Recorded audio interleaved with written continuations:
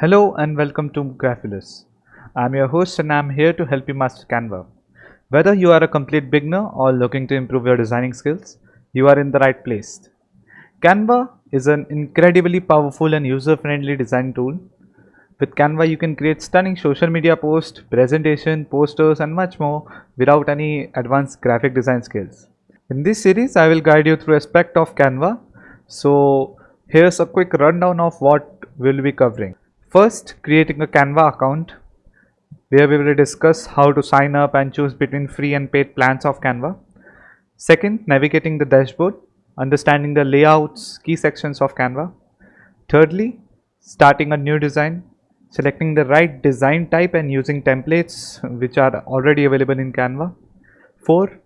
Basic design elements, adding and customizing text, images, shapes and icons. Fifth, advanced features using layers, grids, frames and applying effects. Sixth, practical design projects, creating social media posts, presentations, flyers and much more. 7. Exporting and sharing designs, which is the best practice for downloading and sharing your work in multiple platforms. 8. We will discuss the tips and tricks which will boost your efficiency and avoid common mistakes. So each of these topics will be broken down into short, easy to follow videos.